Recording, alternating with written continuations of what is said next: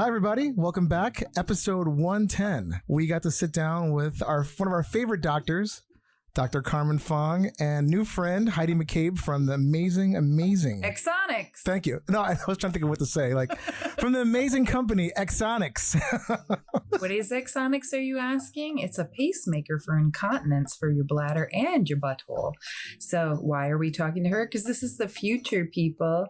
We don't need diapers anymore. Yeah, they're going to be putting any diaper company out of business. Mm-hmm. It's pretty amazing. And it was enlightening, informative, and just mind-boggling at what technology has brought us, especially in the world of butts. Yeah.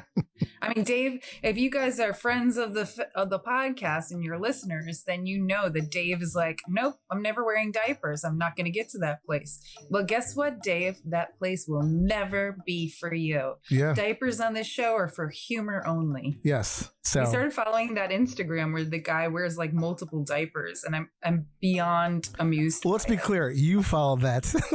I was like, nah, I'll pass. Yeah. I chose that our Hey Poopy Podcast Instagram follows the diaper guy. Yeah. Which is awesome. I want nothing to do with that. I don't care about the diaper guy. But enjoy. You can wear them just for fun now, not because you need to wear them. Yes. But Axonics is amazing. I actually was told kind of about this company a year and a half ago when I was bladder training and was kind of terrified. And I was like almost insulted. Like, you want to put a pacemaker in me? And then after talking to Heidi, I was like, okay, sign me up. I'm ready. Yeah. I mean, it's a really small implant. It's subcutaneous. So the technology is pretty incredible. So check it out. You can see them at Axonics.com. That's spelled AXONICS.com or AxonicsModulation.com. We'll have links on our website and our socials. Have you gone to the Hey Poopy website recently? HeyPoopyPodcast.com. We've got some amazing stuff on there, like merch and our cartoons. Also on the website is all the different places where you can listen to us, have you subscribed? Have you told a friend? Like, rate and review us. There's so many platforms that we're on. Yeah, we're all over the place. Basically, wherever you can find a podcast, we're there. So just go find us. And we actually have a hotline, too. So if you have any hot topic questions or you just want to leave like weird fart or shit sounds on that thing, just give us a call at 203-998-5579. And we'll play it. If you leave a fart sound, you won't be the first. Yeah, you won't be the first and probably not the last. So do it and you'll be famous. Exactly. So listen to this amazing episode. It's still Colorectal Cancer Awareness Month, and we're all about loving and learning all about your butts. Yeah, check it out. Hey Poopy, how you doing? Hey Poopy, how you doing? I'm just, trying to find a place with like-minded people to talk about like-minded things about me, about poop and stuff. Hey Poopy, how you doing? Hey Poopy, how you doing? Oh man, what's this right here? Is this a podcast about poop? And now, the Hey Poopy Podcast with Dave and Ellen. We have a great show for you guys today. We have our three-peat doctor, Dr. Carmen Fong, and Heidi McCabe from Axonics here. And we are very excited for this show. So it's going to be an awesome one. The Hey Poopy Podcast with Dave and Ellen. And this is episode 110, but it'll always be number 2 to us. Yes, our favorite number. And should we check in with everybody? Yeah, we'll do round the horn real quick. Yes. So Heidi, since you've never been here before, how have you been pooping? Oh, I'm so honored that you're interested. Thank you for asking. As of this morning, I'm as regular as if I've always been. As long as I'm not traveling, it's the same, which I do appreciate. Excellent. That's excellent. Yeah. And Dr. Fong, how have you been pooping? And I'm pretty regular, as you know, although lately I've kind of been more on the 4 to 5 scale, a little looser, maybe a little too much fiber lately. A little loose in the caboose. A little loose in the caboose. I'm always loose in the caboose, though. I'm like a 5 today. So we'll see if that firms up a little bit by the end of today. Dave and I are very opposite in so many things. Man, woman, solid poops, liquid poops. Like it's literally. I did poop this morning and it was more Bristol 1.5. There were rabbit pellets. I'm very upset about it. I am going to keep drinking my water and hopefully everything will go smoother later on. Cool. Awesome. So Heidi, tell us all about this pacemaker that Axonics makes. Yes, and I love that you're calling it a pacemaker because I think it's very easy for people to understand. The whole word sacral neuromodulation is a mouthful, and I think people it is. Yeah. can They're like, what? can relate much more to pacemaker. It's people know what pacemakers are for the heart, but there's a lot of different kinds of pacemakers, these implantables for bodies now, and this one has been around. Sacral neuromodulation, that therapy has been around for like 20 something years. Wow. It was an older device for a long time, actually. I would say until Axonics came on board a couple of years ago. It used to be a lot bigger. I know that some doctors referred to it as a dinner plate. So it was a pretty decent sized implant. It's not actually the size of a dinner plate. It wasn't, but it was pretty significant. It's big, yeah. This is the size of a quarter, or a little USB stick, and it sits in the hollow of a patient's ilium, which is on their backside, either on their left or their right side behind their hip, in their upper buttock area, just in the tissue. Where your hip bone is. Yeah. Okay. So it just gets implanted under the skin, and it's connected to a wire, which is called a lead. And at the end of the lead, it is threaded through. Dr. Fong works very hard to get it in the exact spot, threaded through the sacral area and alongside the sacral nerve. And we know that when you stimulate the sacral nerve, this helps with afferent messages from the brain to the bladder, bladder to the brain. That's what one of the problems is with. So this treats overactive bladder and fecal incontinence. Wow. And one of the issues and the ways that you can solve this problem is by helping to control or regulate the messaging, which is inconsistent in a patient with fecal incontinence or urinary incontinence. So if you can regulate that messaging by controlling the stimulation, the pulsing to the nerve, then it kind of takes over and controls that, and it regulates the messaging. That's incredible.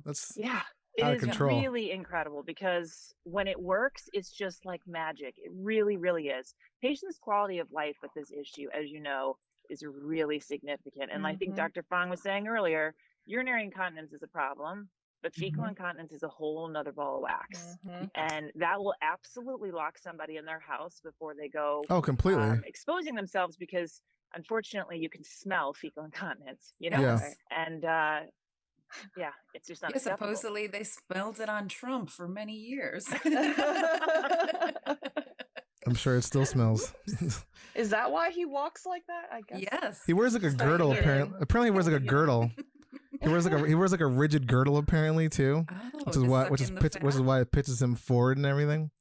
And he's got the whole diaper thing from years of like Adderall and cocaine abuse apparently. God, he must be a mess when he gets out of the shower. But let's not talk about Trump. Let's talk about this little device that's going to put Depends out of business. It's going to help so many people's dignity. Dave has been doing this. We've been doing this podcast for over 2 years, and Dave has always said, if he has to get to a point where he's wearing diapers, what's the point of living? And this seems like a whole new lease on life. Yeah. No, Heidi, tell them about the controller programmer that we have in the OR that tests how it works. Oh, the Clinician Programmer? Yes.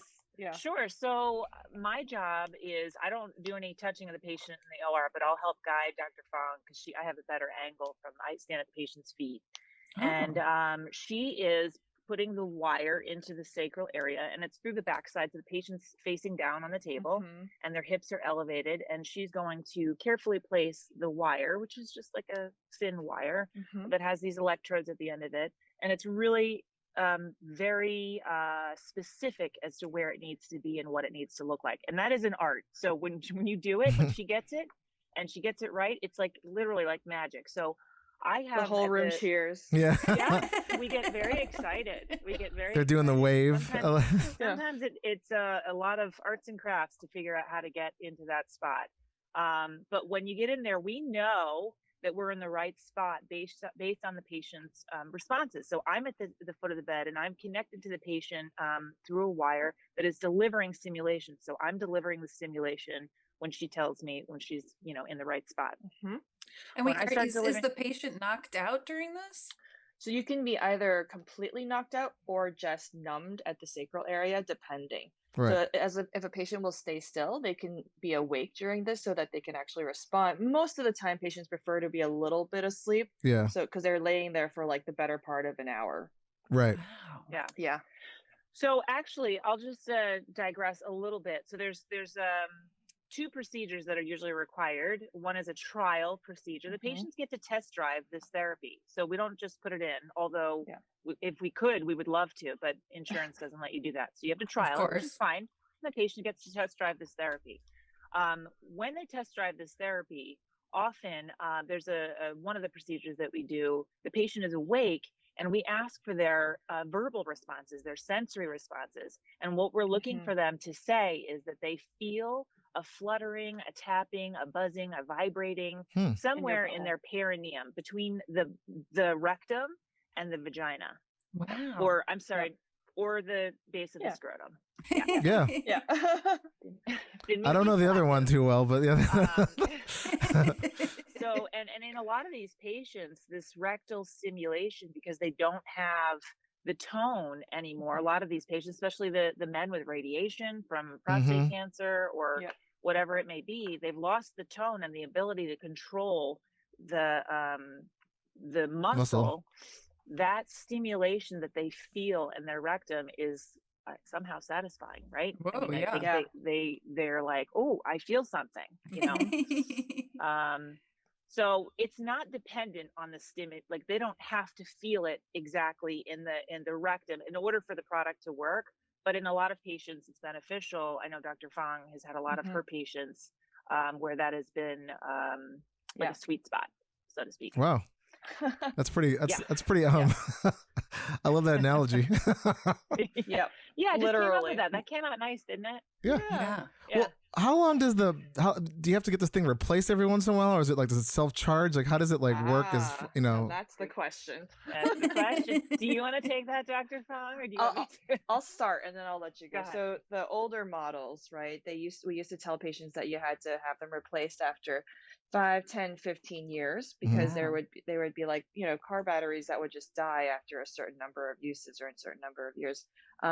The reason I like this product though is that it recharges, right? So in theory, you don't have to have it replaced for nearly as long. So if you're a younger person, you're getting this, you're going to say, oh, I don't need to have a second procedure in 10 years to replace the entire thing. So that's the part I thought was cool. This device, there's a recharging pack, and it's literally like a little, looks like a little coaster, like a little hockey puck, they call it. Okay. And you actually just put it on your back. Yeah, there it is. For those playing at home, it's like it's like a little like round. I don't know what's that, 2-3 inches in diameter, roughly. A little puck. Has Heidi's name on it. That's nice. It almost looks like a case you would put your mouth guard in that you sleep with at night. Like, yes, it's perfect. that small. Yes, exactly. So that attaches to a little belt, and that sits right on top of your hip bone. So while you're watching TV, whatever, you charge it for like half an hour a week or an hour every 2 weeks. Oh wow. Okay. Is it like magnet to your body? Like, how does it stay? No, It's like a belt, right? There's a belt that we wrap around the waist. There's several ways that you can put it. It just needs to hover over the neurostimulator. And we know where that is based on like a scar. You can feel for the scar, or you can kind of feel the spot. Right. But actually, our newest device is now the recharge interval has gone from 2 weeks, every 2 weeks, to once every 1 to 2 months. So the patient needs to charge every 1 to 2 months. That's crazy. Now. That's amazing. That's amazing. So it's nothing.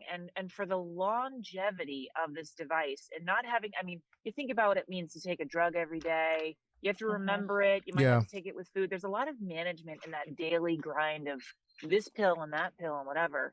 And then there's like surgical procedures that patients do that lasts up until a certain while until they don't last.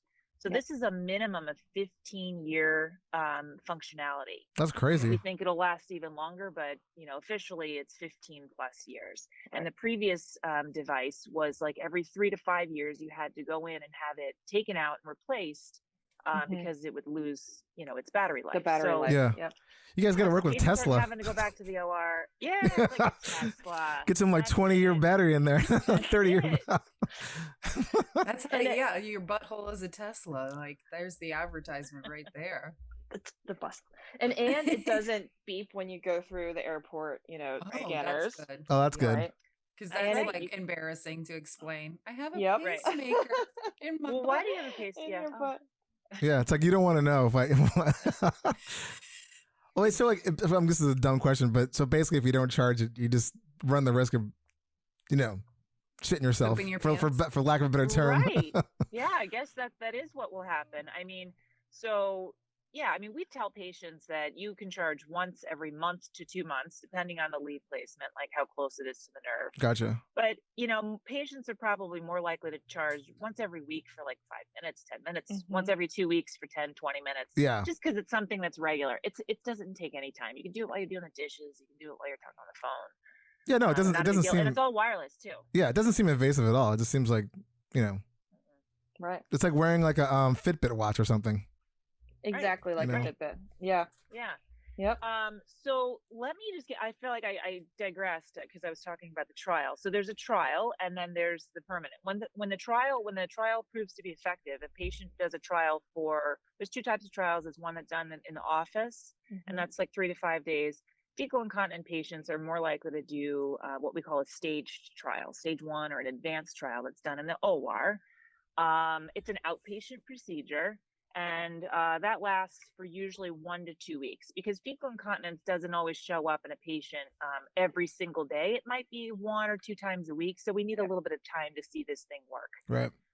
So the patients will trial the system. Now, Dr. Fong wanted me to talk about the Clinician Programmer. So when we're looking at a patient in a trial, they may say, oh yeah, I feel that in my rectum, or I feel that in my perineum or my vagina. And we know that that's a sensory response that we're looking for. That means that we are in the right space.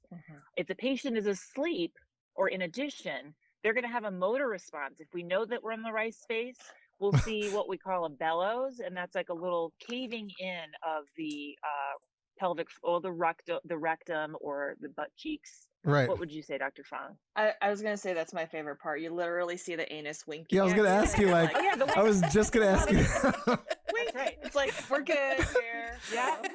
They're like, It's like "You got waking it up from a You got it. slumber. It's the right spot." Anal wink. It's so good. Officially the bellows, but yes. Okay, we're good. And then also the toe. So the toe will also flex a little bit. Oh, But that's cool. Interesting. Yep. So first we have to see that anal wink or the bellows, the pulling in of the anal floor. The sphincters, And then the sphincters. And then the next thing that you see is the big toe move. It's actually a really cool procedure. Yeah.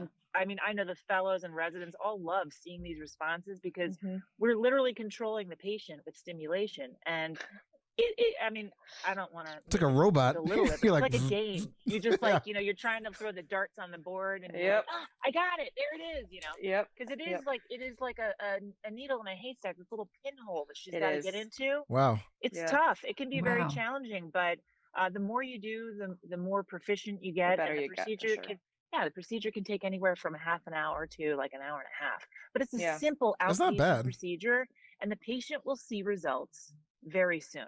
Like, days. Even the same day, some patients Same day. notice a Oh, difference. wow. Yep. I know with urinary incontinence, patients notice the difference immediately. They go home from the trial and their lives have been changed in a single day. They've been wetting themselves, and or pooping. I mean, 30% of the patients in our clinical study that had urinary incontinence also had fecal incontinence. Oh, wow. This dual incontinent thing is a real Double real whammy. problem. Yeah, that was going to be one of my questions. If you put it in, does it do it for both, or do you have to have it For both. No. Okay. Yeah. Yep. So it doesn't like you don't have to have 2 for each thing. No. Correct. No. Okay. That's pretty crazy. The one nerve the S3 nerve goes to both and actually controls both bowel and bladder. It's an S3 nerve. S3, yep, the sacral root. Ah, Yep. Cool. So when you connect the leads to the nerve, is it like just sewn in or stuck in? I'm just like curious, like, is it ever the potential to pop out, or is it like?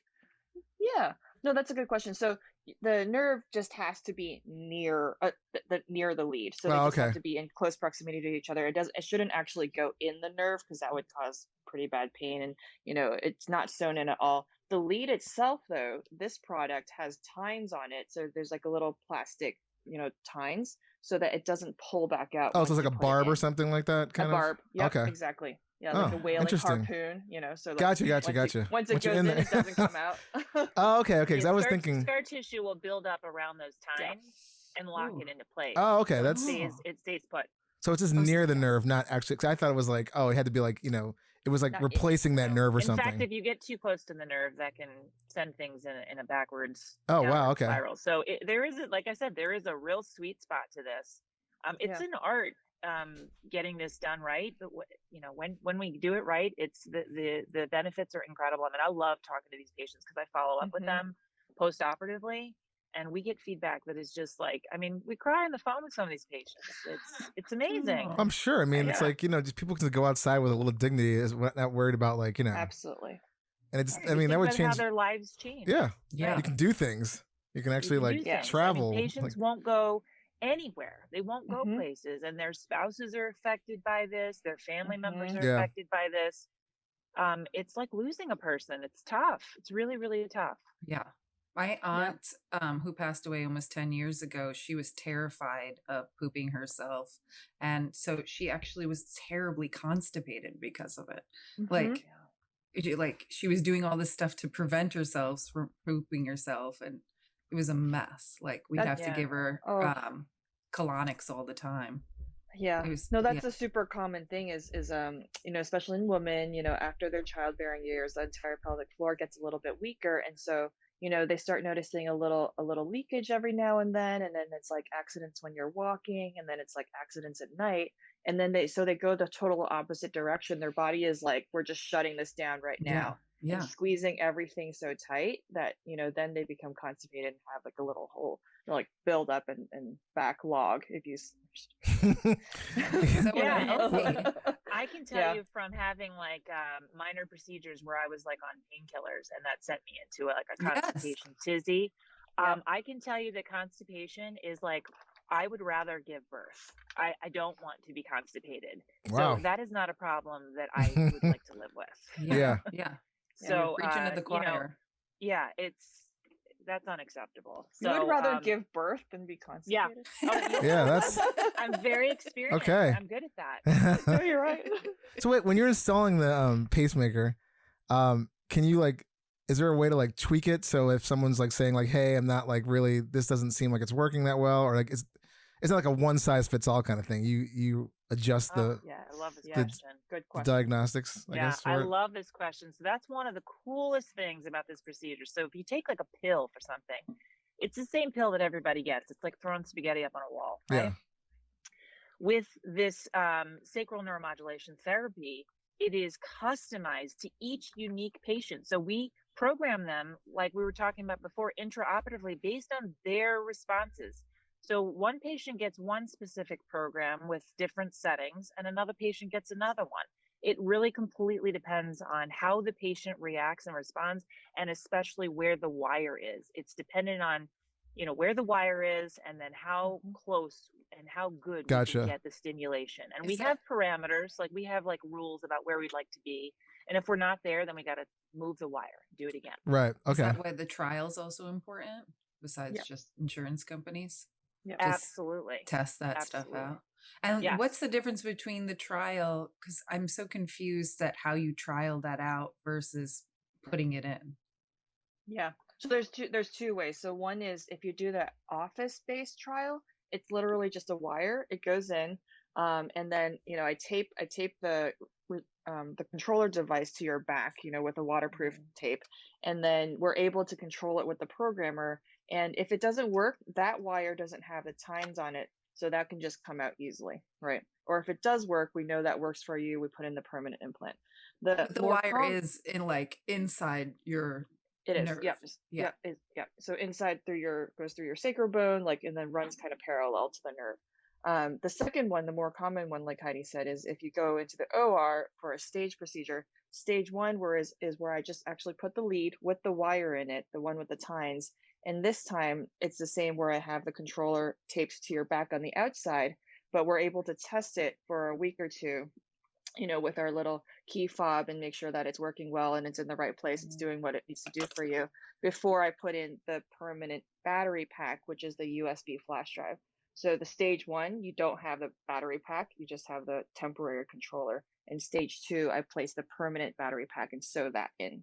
Wow. Yeah. So with the trials, you're going to have external visible elements. This is the external battery. I know that people listening can't hear it, but this is it. It's just like this little. Oh yeah, no, it's like a little like or a 4 little square, yeah, 4 centimeters. a little plug. So it sits on the outside. So the wire is in the middle of your backside, kind of like right in the middle of your crack, kind of at the top of your crack, and yeah, that's what it is.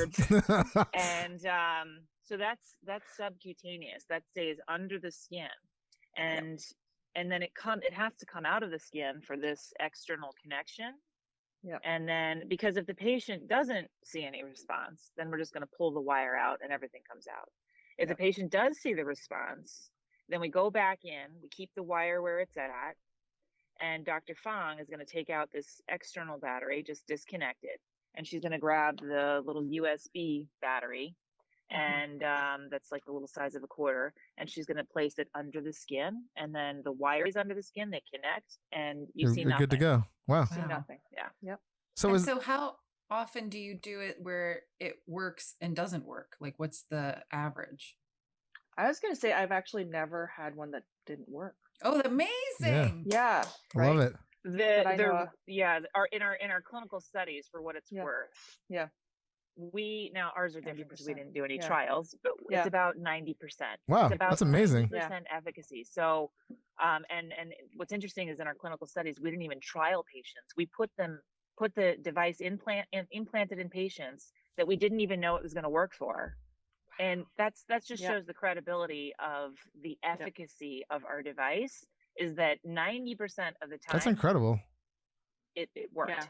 Yeah, that's or there's like at least some improvement, because if you think about it, we're just kind of augmenting the body. So, whatever they had before, it's going to make it a little bit better. Yeah. That's right. So it's not always 100% efficacy. When I say 90%, that means 90% of patients had a greater than 50% reduction in their symptoms. Wow. But many of the patients had full continence, like that that was restored. But if you think about a patient that is having fecal incontinent accidents, if they have 3 in a week and they go down to 1, they're probably like, I'll take it. Oh, hell yeah. I'm good with that. Hell yeah. She can always, Dr. Fong can decide to combine some kind of, maybe they're doing pelvic floor exercises as well, or whatever else, medication. Exercises. Or that chair that Dave and I tried like a year and a half ago, the chair that does like 2,000 Kegel exercises. Oh, yeah. It's pretty nuts. It's like Star Trek. That sounds cool. Star Trekian. Yeah. Simulator chair. Yeah, it's like it's this kind of like oval. It looks like the chairs they have on Star Trek, like in the holodeck things and like the bridge. And it's like this flat round chair, and you sit in it, and it's supposed to I think it's like 28,000 pelvic floor exercises within like a half an hour.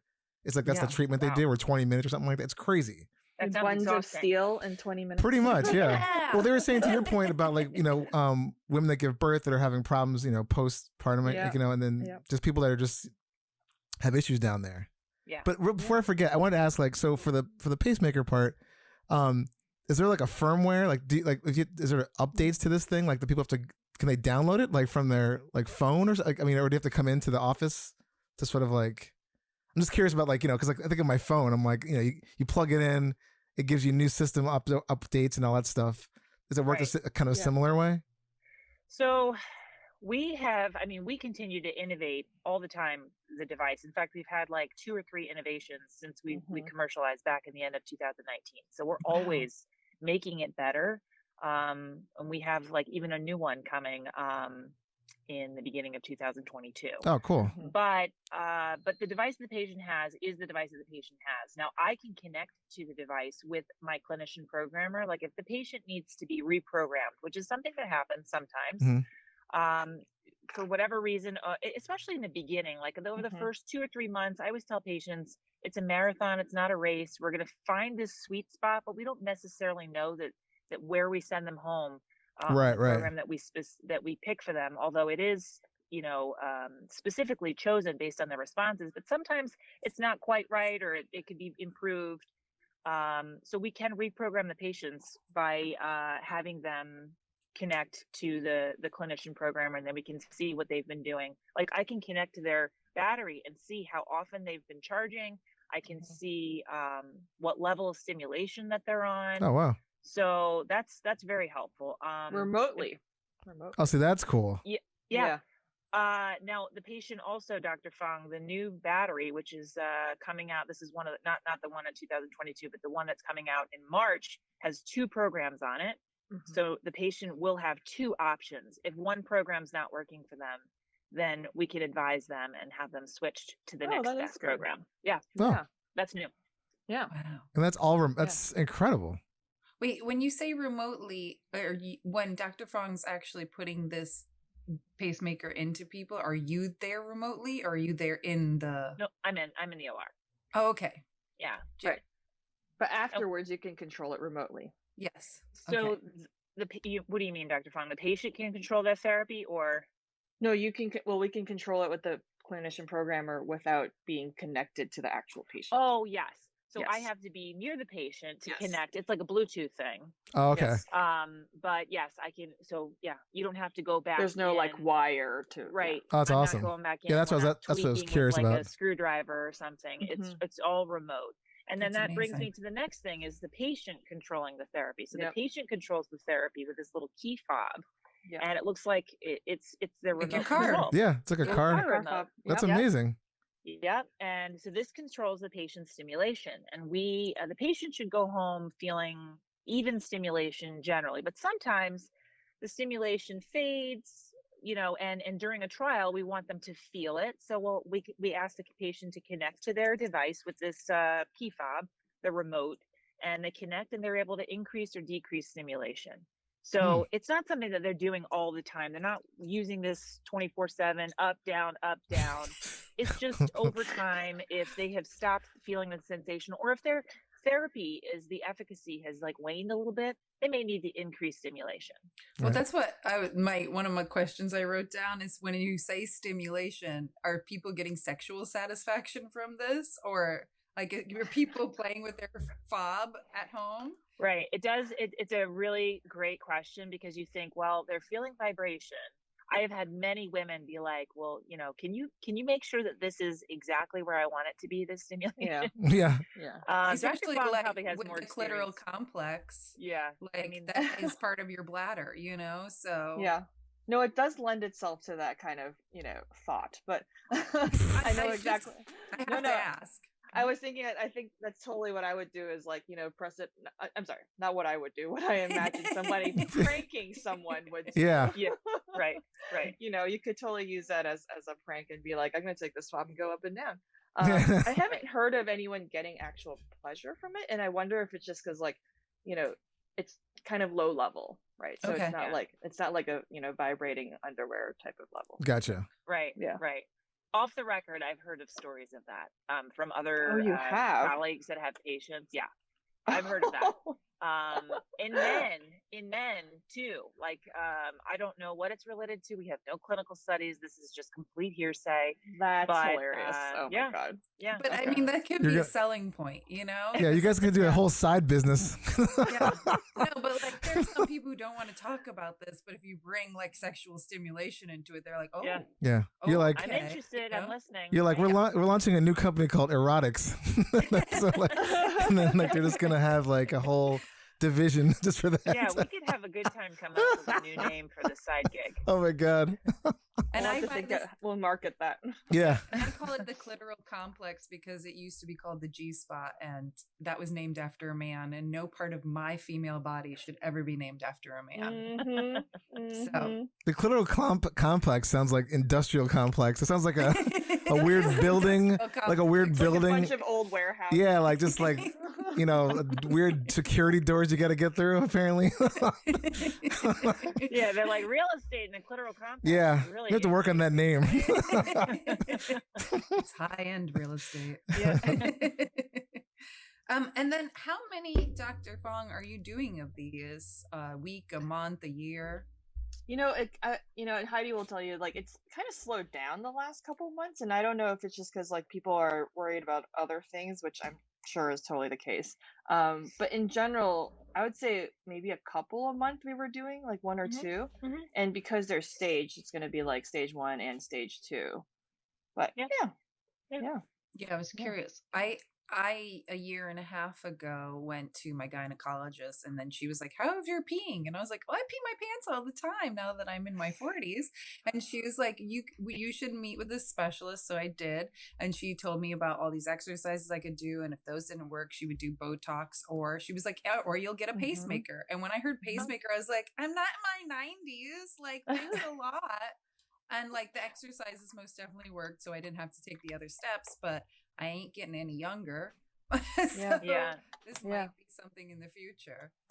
I wonder if, like, eventually everybody could technically have one. Yeah. Because the population is getting older. Yeah. So, Yes. It seems like it.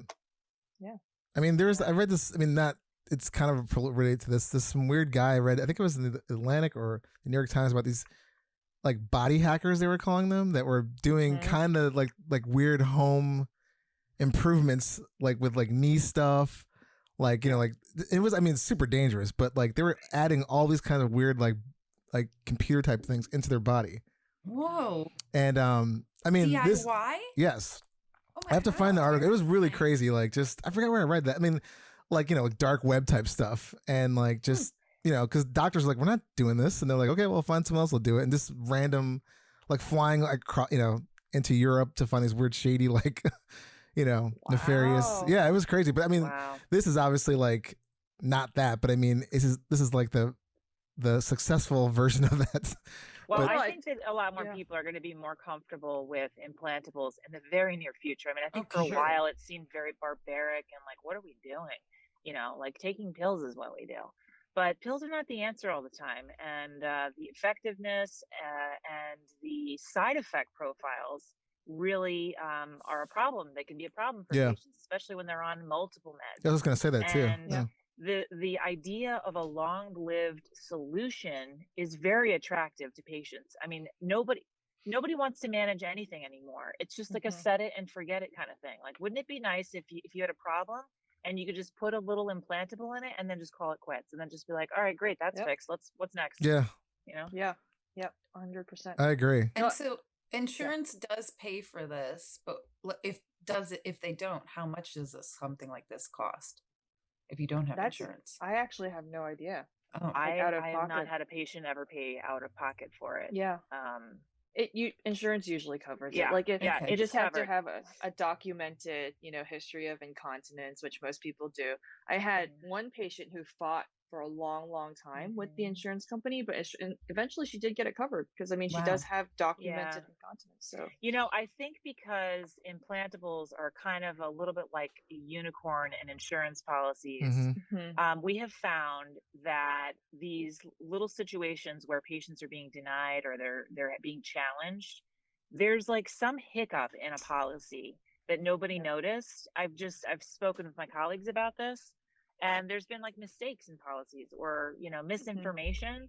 So I think over time it's going to improve significantly. And, this therapy is beneficial for all parties. The hospitals do really well with this.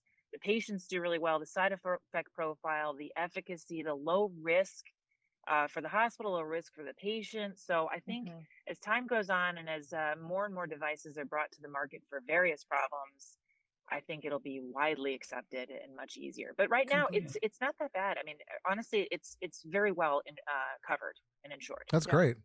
I mean, a year and a half ago when I was told I could get a pacemaker for my bladder, I was insulted. And today I'm like, I'm sold. But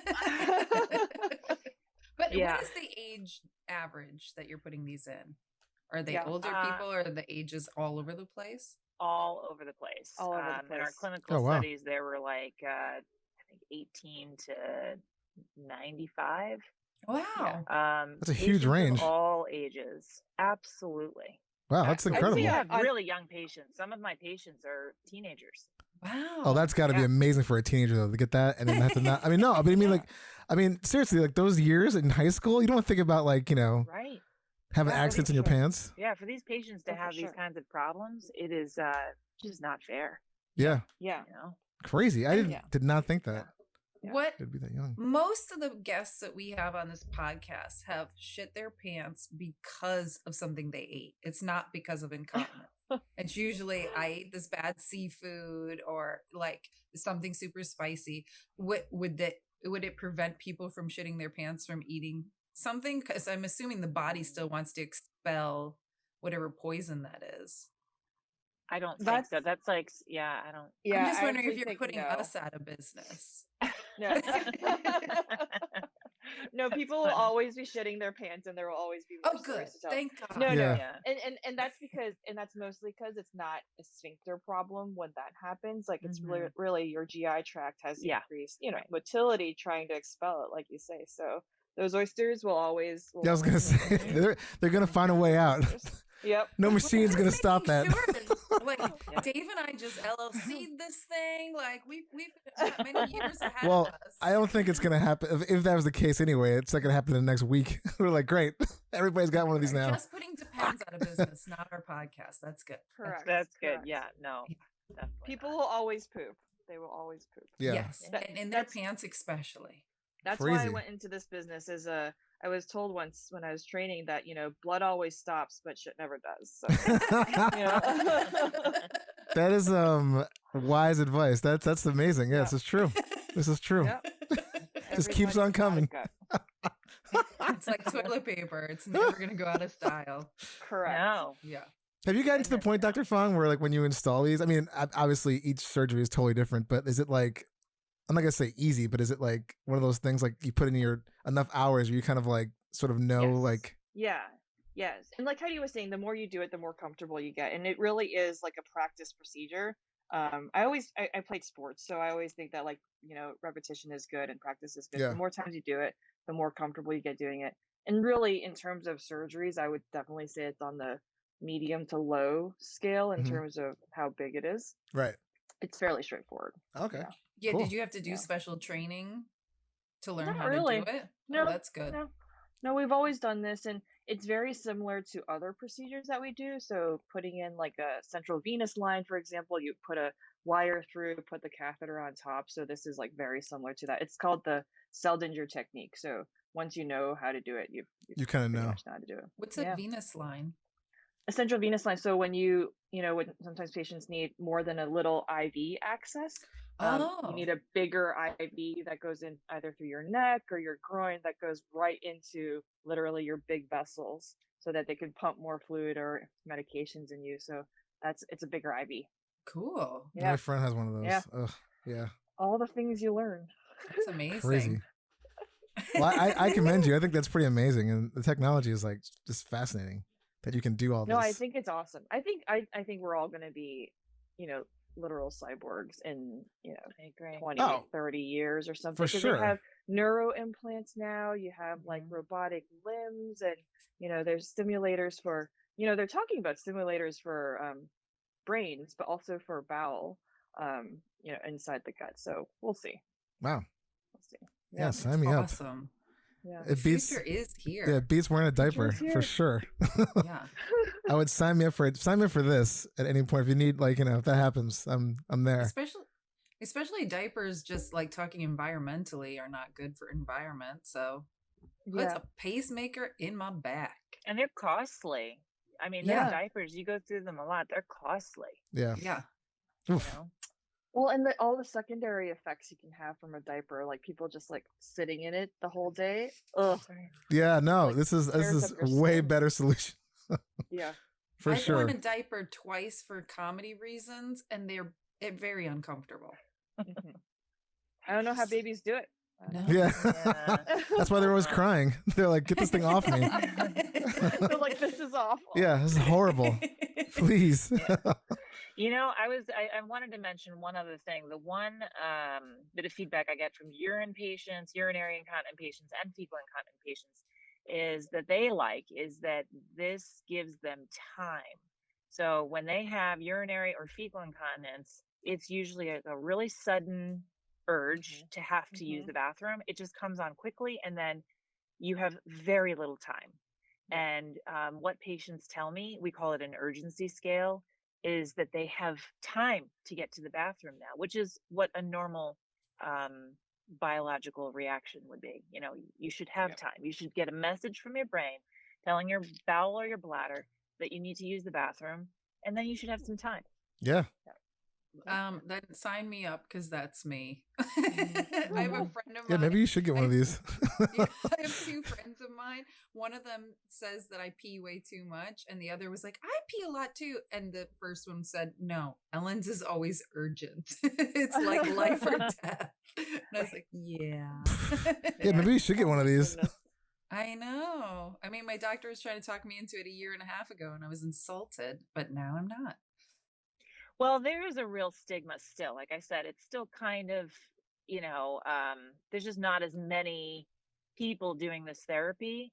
But the opportunity, because of the 40 million people with overactive bladder and then also fecal incontinence, it's just there's a huge opportunity for more people to practice this, because it is so highly effective and such low risk. So I think as it becomes more prominent, more patients see satisfaction, more patients share their stories. I mean, our company's doing a lot of marketing and sharing this information on social media and things like that. I think in the very near future, it's going to be a much more normal thing to talk about. And as a sales rep, we work our way backwards. So we try to talk to primary care doctors about, just mention that this is an option for your patients, so that they know down the line it's not some barbaric last stitched effort. This is a real therapy that can offer you benefits. And I think the sooner that patients are aware of it and educated, the better it'll be when it's time to have that conversation. Well, that's why we wanted you on the show. Like, yes, our show is a lot about people pooping their pants, but then we have people like Dr. Fong who educates, and Heidi, you who are educating, Yeah, well, she's a forward-thinking physician, which is she is. Which is what we need a whole lot more. Yeah, no, innovators and for sure, like future thinking. People who are looking to solve problems. Like when you go to a physician, especially a specialist, you reach a specialist because your primary care doctor gave you solutions that were just not working. And so you go to a specialist looking for some kind of special answer, right? So you don't want to go to a specialist for like this run-of-the-mill, whatever you could have done in your primary care office. So she's a specialist, and she offers special therapy, specialized therapy. She's going to give you a forward-thinking solution. And that's why people love her, because she's like, we're going to solve this problem. Yeah. I mean, that's how I found her, because I was having hemorrhoid problems, and my primary care physician said there's no such thing as inner hemorrhoids. Oh. Yeah. Isn't it That's great? a whole different topic. And I was like, what? You can Google that. What? And then I went to one colorectal surgeon, and she wanted to ban them. And then I was told that could cause scar tissue. So then I found another one, and then she told me about a bunch of other things that worked so much better.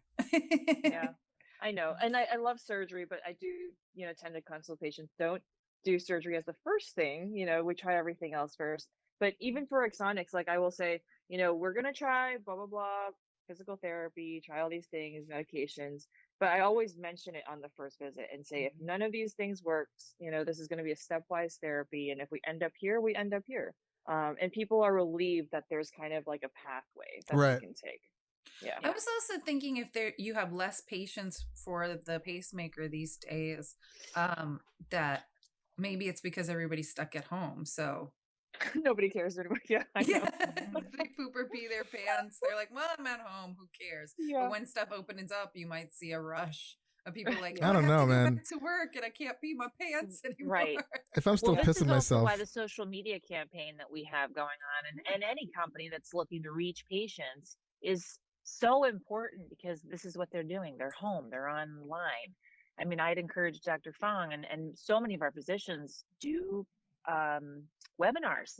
Patients are sitting there. Who wants to come to a clinic, or like a presentation on fecal incontinence? Who's going to show up and sign their name on the attendance list? Exactly. Yeah, I pooped my pants. What are you in for? Yeah. What are you here for?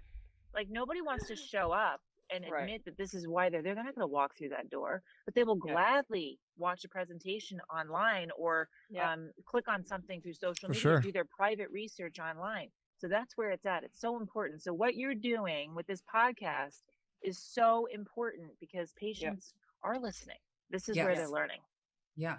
I mean, if I was crapping my pants 3 times a week, I would be like, fuck COVID. I'm going to go in and get this. I mean, I would, not to like sound so like just base with it, but yeah, I would for sure just be like, yeah, let's just do this. Cause even if I was at home, I'm like watching TV, crap your pants. Like, are you kidding me right now? This needs to stop. So listen, it's important. If it was me, Dr. Fong and I did one of the last procedures at the facility right before shutdown. I mean, I remember going in to get this patient to get their battery put in, and it was a ghost town for the very first time. I remember scratching my head being like, I can't believe I'm here. People are like, where are you going? You're going to the city? Yeah. To COVID? To what? Yeah. You know, and COVID I'm like, city. I'm gonna save this patient from pooping themselves. I got to do it. Yeah. That patient was psyched. Somebody's got to do it. Yeah. That's right. Well, thank you. You guys are frontline workers for sure. I mean, seriously, I would be so happy if I was that patient. I'm like, oh my God, I got in right at the wire. Yeah. Saving lives. Yeah. Saving lives. Seriously, changing lives. Yeah. Yeah. Saving washing bills. Wow. Anyway, Heidi and Dr. Fong, do you have anything else to add to this topic? Like, I mean, Dr. Fong, if you have these webinars, maybe we can get a link to it. So after people listen to the podcast, if they have extra questions, or they can email us at heypoopypodcast@gmail.com, or they can call us at 203-998-5579. Leave a message and we'll make sure we get those questions to the right people. Yeah. Because we're providing them for helping get information get out there, but we know nothing on our end, technically, other than how it kind of works. Yeah, and you know what I would say too is, like I just mentioned, there's fewer physicians that are performing these procedures for whatever reason. It doesn't mean that it's not well versed, or it's people don't practice it enough. It's just that different physicians specialize in different things. So, for instance, in urology, when I'm dealing with urinary incontinence, there's 6 urologists in practice. Well, some are specialized in bladder cancer, some are prostate. Right. So there's different reasons for different things. But so if you're a patient and you're seeking this therapy and you're meeting with a colorectal surgeon or GI and they don't offer this therapy, it doesn't mean that it's not worthy of seeking. It just means that you need to find the physician that's looking the right person, forward thinking, solution-oriented therapy. So it's gonna be more widespread. I think it's gonna be much more widespread. I mean, I know if we're doing our jobs, it will be. I mean, I don't have fecal incontinence, and I think this is pretty. I kind of want this just in general as a backup, just as a backup plan. Yeah, like just put it in, and we turn it on when that. Yeah, we just turn it on when it starts to things start getting a little weak back there. You know what I think would be interesting is if you talk to a patient. If you were able to speak with a patient that had this therapy, I think that would be very interesting for you to hear their perspective. I would love that. Because then you're really getting the meat of what's happening. You're getting their perspective. They're going to tell you what things are like before. They're going to tell you what things are like now. So yeah, I know. I was trying to think of who they could interview, but so I'll have to think of who I think would be a good. Yeah, send them our way. Yeah. We would love that. I have so many questions. I mean, obviously you've answered a ton of them, but it's for the personal side is always interesting. Of course. My biggest question is, are you guys a publicly traded company? Because I want to get in on these stocks before. Now's a good time. Yeah. I want to get at the ground floor. Yeah. AXNX. Cool. I'm going to talk. So the answer is yes. Okay. Awesome. Yeah, because I want to get on that when it's still reasonably priced, and then when Dr. Fong's doing $100 a month, right? I can retire off. That's the goal. You're just gonna be like, I need a break here. I'm happy to help out. Yeah. And besides Dr. Fong or Heidi, are you with a bunch of other physicians doing these, or because it sounds like there's not very many? But are you? Well, it's fewer and far. Like, yeah. So I did pharmaceuticals before. We used to call on like 100, 150 physicians because everyone was prescribing meds. Yes, Yeah. for this, it's a lot more specific, like I said. So I have probably maybe like 15 to 20 implanters, and they're urology, they're urogyne, they're colorectal. But you get calls from them saying, "I think we have a possible patient." Well, kind of. I mean, I go to them and, Right. Market this therapy and educate them. And then when I'm working with them, then I'll work with them to find patients within their practice and then otherwise. And then we help manage the patients before their procedure, during the procedure, and after the procedure. Afterwards. Yeah. That's awesome. Which is huge. Yeah, the Yeah. after is the big one, managing the Yep. patients and helping them through. The trial is like a really cool thing. I love trial patients because when they see effect, which is usually really soon, I get to put this little text message together to Dr. Fong and her partner about here's where the patient was, here's where they are today. Let me know when you have them on the OR schedule. Oh, that's incredible. Amazing. Yeah. Nice. Yep.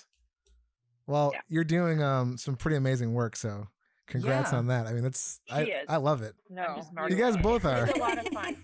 It's a lot of fun. I will say this is like a very gratifying industry and Yeah, business. I in totally agree. specifics. My Yeah. favorite is when I never hear from patients again, and I know that it's working. Yeah, Yeah. no, that's Yeah. that's the best, I guess. No news Response, is right? good news. Yeah. No news is good news.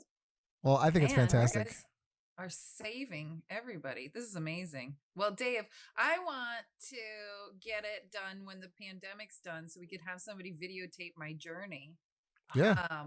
So then that way. I would love to manage you as a patient, Ellen.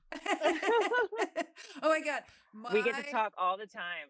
My boyfriend would be so happy because every time I pee my pants, he's like, "What is wrong with you?" Oh, You're gonna need 2 batteries, Heidi, for her. yeah. Yeah, he might. You guys are gonna need like a whole battery pack. One on each side. Yeah. Guns blazing. Yeah, you're gonna need like develop a whole new system to like. Yeah, Dave We'll make knows. her like Iron Man. Yeah, pretty much.